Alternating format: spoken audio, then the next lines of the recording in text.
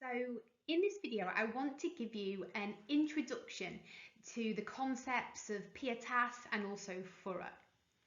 Now, one of the most commonly used epithets for Aeneas is pious Aeneas. And it's all too easy to assume that that just talks about Aeneas's piety towards the gods and how religious and how God-fearing he is. But the definition in Latin is a lot more complicated than that. So according to the Oxford Pocket Latin Dictionary, pietas can mean piety in the religious sense, but it can also mean duty, affection, love, loyalty, and gratitude. So it's altogether kind of more complex. And an example of Aeneas showing that duty for others and affection and love comes almost immediately at the start of the epic in book 1 when he arrives on the Libyan shore. So he's in Carthage, and he is concerned for his followers. So this is what Virgil tells us he does. Aeneas climbs a crag meanwhile and searches the whole prospect far and wide over the sea, looking if he can see anything of Antheus and his storm-tossed Phrygian galleys, or Capys or Caicus's arms blazoned on a high stern. So remember that his fleet has been scattered in book 1 by Juno's storm. So he's immediately showing concern here for his followers, for his duty to make sure he knows where everybody is. There's no ship in sight, however, so he turns his attention to making sure that his current followers have food. He sees 3 stags wandering on the shore, whole herds of deer follow at their back and graze in long lines along the valley. He halts at this and grasps in his hand his bow and swift arrows, shafts that loyal Achates carries. And first he shoots the leaders themselves, their heads with branching antlers held high, then the mass with his shafts, and drives the whole crowd in confusion amongst the leaves. The conqueror does not stop until he's scattered 7 huge carcasses on the ground, equal in number to his ships, so everybody is going to get fed. Then he seeks the harbour and divides them among all his friends. Perhaps the most famous example of Aeneas being pious Aeneas in the sense of showing duty to others is when he leaves Troy in book 2. So I'm going to read you this small excerpt, and then we're going to pull apart some of the ways in which he demonstrates pietas. Come then, dear father, clasp my neck. I will carry you on my shoulders. That task won't weigh on me. Whatever may happen, it will be for us both. The same shared risk, the same salvation. Let little Iulus, so that's Ascanius, come with me, and let my wife follow our footsteps at a distance. You, servants, give your attention to what I'm saying. At the entrance to the city, there's a mound, an ancient temple of forsaken Ceres, and a venerable cypress nearby, protected through the years by the reverence of our fathers. Let's head to that one place by diverse paths. You, Father, take the sacred objects and our country's gods in your hands. Until I've washed in running water, it would be a sin for me, coming from such fighting and recent slaughter, to touch them. Now, in this one short passage, we can see duty and affection to one's family. He's carrying his elderly father Anchises on his back out of burning Troy, and also for his son Iulus to follow him. We see duty and affection towards his followers, his servants as well. He tries to make sure that they can find a safe route out of the city and then somewhere that they can meet him once they've managed that. But also we see pietas in the sense of duty towards the gods, because not only does he kind of mention a temple of Ceres where they're going to meet, but more importantly than that, he tells his father to take the sacred objects. These are the household gods, statues of the household gods, and to make sure that they are taken safely out of Troy. And even more importantly, he explains why he can't do it himself, because his hands are unclean. He is polluted with the blood from fighting. So in that one small passage, you can see many elements of the definition of pietas: duty, love and affection to one's followers, family and to the gods. Thus, in many ways then, Aeneas appears at the beginning of the Aeneid to be the ideal Roman leader.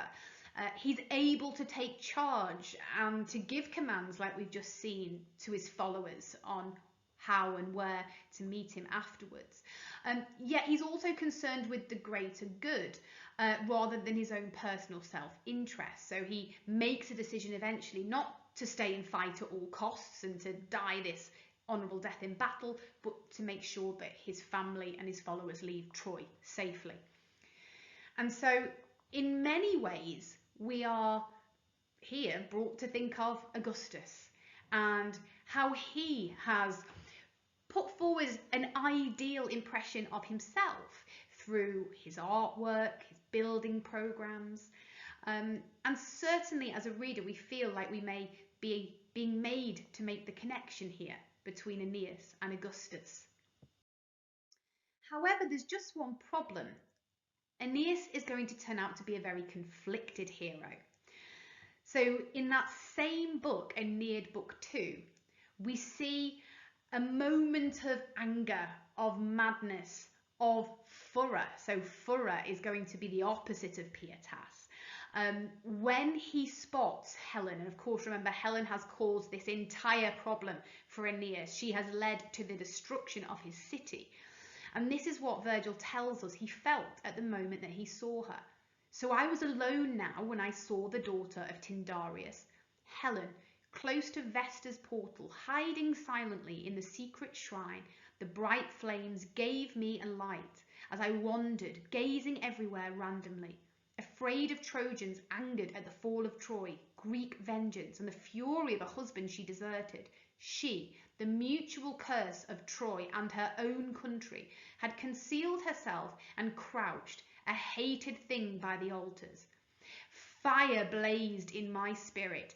Anger rose to avenge my fallen land and to exact the punishment for her wickedness. Now, whenever a character, particularly Aeneas, feels anger or rage in the Aeneid, or feels that furor, it tends to be described in terms of fire or fire imagery. So we see it here with fire blazed in my spirit. We also actually see his love affair with Dido described using fire imagery too. So that's going to be very interesting when we come to have a look at that. But notice here, Aeneas would have killed Helen had it not been for the fact that his mother, Venus, comes and intervenes in that next section. So this is a moment at which his furor has overcome his pietas, and that's why we have to think of him as a conflicted hero.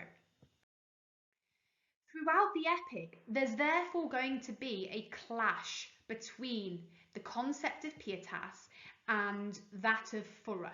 The two are going to be at odds with one another. And Virgil lets us know that straight away in Book 1 with the description of the storm that Juno has sent and how Neptune calms it. So this is the description. As often when rebellion breaks out in a great nation and the common rabble rage with passion, so the word there that's used is furor, and soon stones and fiery torches fly, frenzy supplying weapons, if they then see a man of great virtue, and again the word used originally, pietas, and weighty service, they are silent and stand there listening attentively. He sways their passions with his words and soothes their hearts. So all the uproar of the ocean died as soon as their father, gazing over the water, carried through the clear sky, wheeled his horses and gave them their head, flying behind in his chariot. Now, Virgil here switches between the usual convention to use imagery from the natural world to describe human passions. So a lot of the time he'll say anger is like a storm, for example. But here he's using imagery from political life to describe a natural phenomenon. A storm is like political discord. And this is the passage that first sets up the idea that Pietas can overcome Furor in the end, that will be the stronger virtue.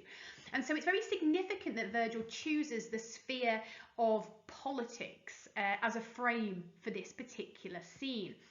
And this is going to be very relevant throughout the Aeneid, as we see Aeneas trying to be a good leader, and it becomes especially relevant in the second half of the poem, in which we see Furor causing hatred and war in Italy.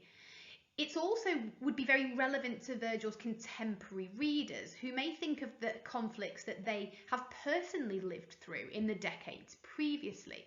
So one possibility from this particular passage is that we are meant to identify the statesman here of Pietas in this passage with Augustus, who also imposed order after a time of chaos. Alternatively, the statesman could just be an abstract, idealised figure and a model for all leaders to aspire to. So there's a number of ways we can read into this, but certainly this idea of a clash between the two is there at the very, very start, and it cannot be coincidence that Virgil has used politics as a frame to show how Pietas will eventually overcome Furor. There's just one slight problem. In the end, the Aeneid will end on a moment of furor. Not to spoil this for anybody, but at the end, Turnus, when he's killed by Aeneas, is in a moment of rage and anger because he has seen Turnus wearing the belt of Pallas. Turnus has killed Pallas, who obviously Aeneas was incredibly fond of and kind of reacted incredibly badly to his death. And if we just have a look at how this final scene goes down. When high on Turnus's shoulder, young Pallas's luckless sword belt met his gaze, the strap glinting with its familiar decorations. He whom Turnus, now wearing his enemy's emblems on his shoulder, had wounded and thrown defeated to the earth. As soon as his eyes took in the trophy, a memory of cruel grief, Aeneas, blazing with fury, look at the fire imagery again, and terrible in his anger, cried, "Shall you be snatched from my grasp, wearing the spoils of one who was my own? Pallas it is, Pallas who sacrifices you with this stroke, and exacts retribution from your guilty blood." So saying, burning with rage, there it is again, he buried his sword deep in Turnus's breast, and then Turnus's limbs grew slack with death, and his life fled with a moan angrily to the shades. They're the final lines there of the Aeneid. And prior to this passage, Aeneas had considered sparing Turnus, but then seeing the sword belt of Pallas, he'd been overcome by Furor. So this was just an introduction to those concepts, but we are now going to have to think as we carry on reading the Aeneid. Is it a poem that praises or criticises Augustus? If we're saying that Pietas in some way resembles the values of the Emperor Augustus, but the Aeneid ends on a moment of furor, that's going to be a very, very important question for us to try and answer.